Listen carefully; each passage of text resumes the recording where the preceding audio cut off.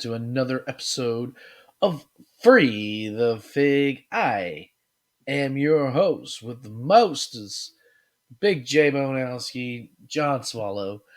And we're here another week, another video of Free the Fig. And as you can see right there, got a lot of figgies right there.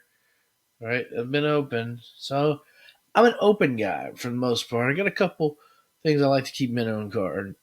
So this is your first time watching. I like to open them. I like to feel them.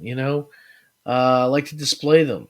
So that's my kind of jam. But hey, if you're not that kind of person, then turn away because I've got a rare figure that I'm going to be opening today. But first, you can of course follow me on Instagram at Coming Down the Aisle, Twitter down_aisle.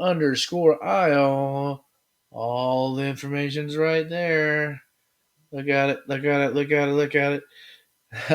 Don't forget to subscribe to the channel.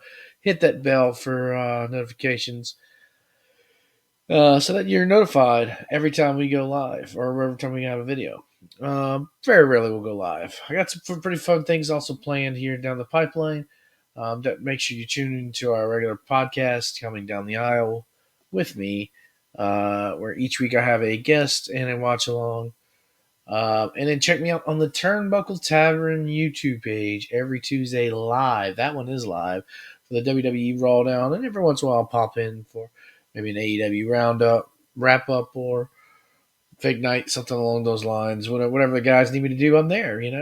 So make sure you head over there as well too. But let's get into our figure that we're going to be opening. As you probably noticed by the thumbnail, we got a rare one today, folks. It's one I've been clamoring to open up for quite some time. You can tell the glare. Kind of hard to see, right? It is a Series 5. There we go. Series 5 WWE Legends Rick the Model Martel. Now, this figure here, of course, this is from the original Legends look. And just for comparison, this is what the current packaging looks like. Kind of similar. So this is a Warrior here that I'll have open up pretty here soon. Series 8, of course, Warrior. This is more modernized, but has that brown kind of old school brown look. That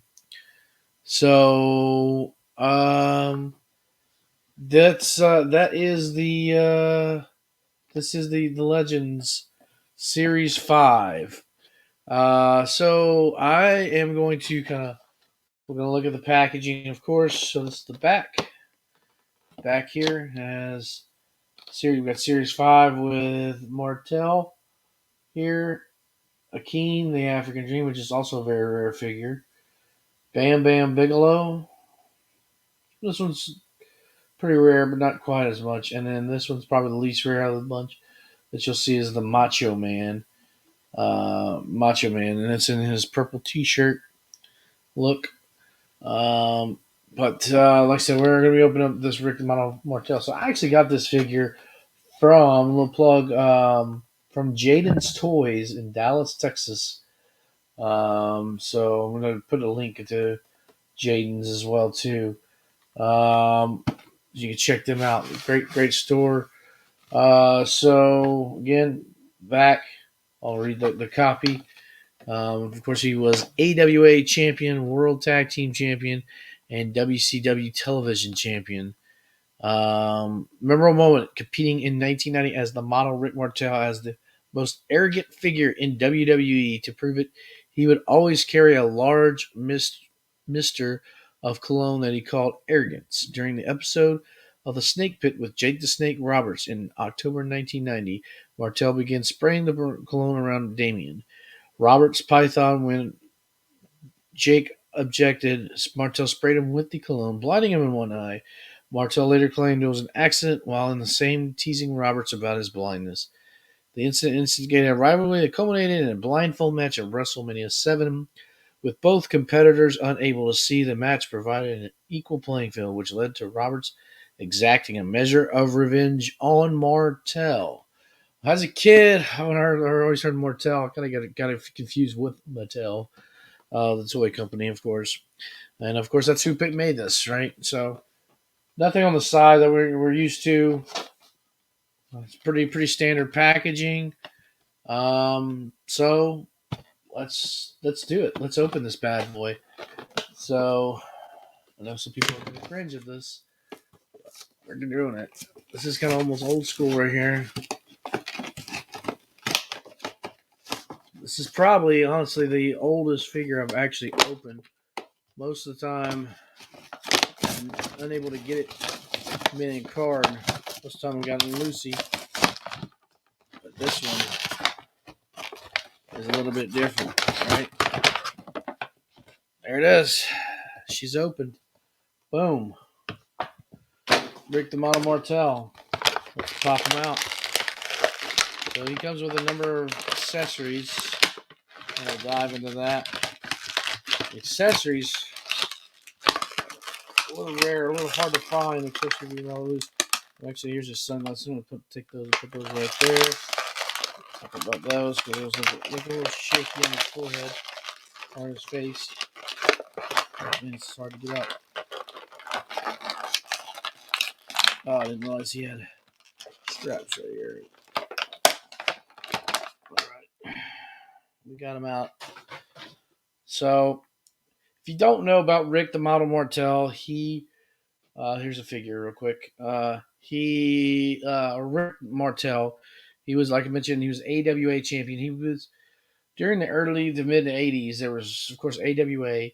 He was the main champion during the Hogan era. Of course, WWF, you had Hogan, who was WWF champion, and then Ric Flair as the NWA champion. So they always looked at one of these three as the future of pro wrestling.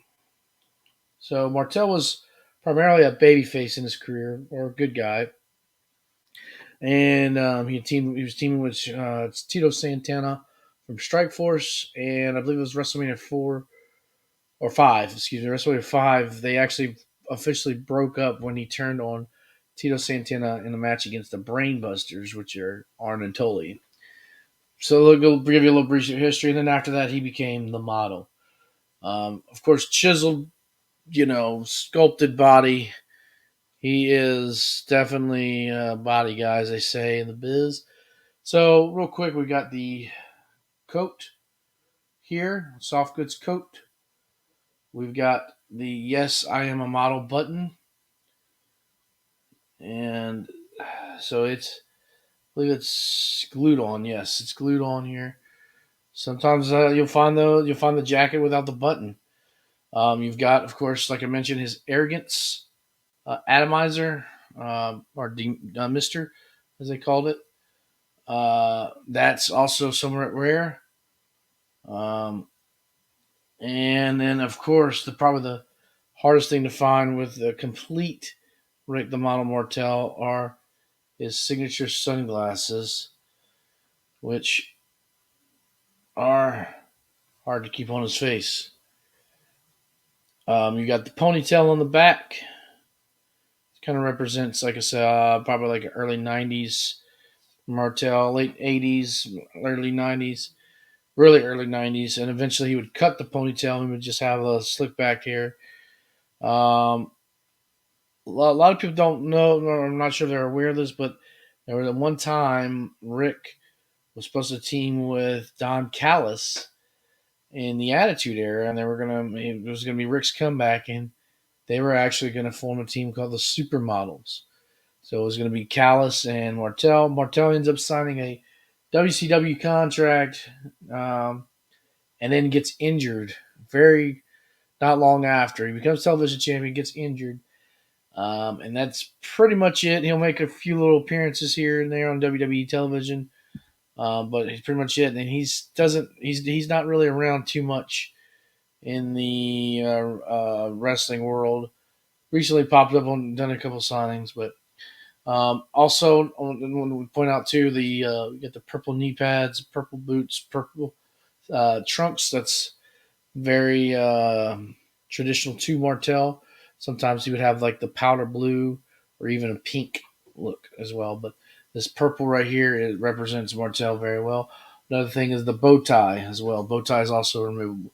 So you get basically 4 accessories. You get the soft goods jacket, the glasses, the bow tie, and the atomizer, the arrogance. Of course, this was also a Hasbro, and yeah, like I said, great figure, great figure. I'm excited to add this to the collection. Beautiful figure as well. So that is going to conclude Free the Fig. So I want to thank you everybody for joining me this week. Like, again, don't forget to follow me on Coming Down the Aisle on Instagram and down underscore aisle on Twitter. And until next time, always remember to free the fig. Peace.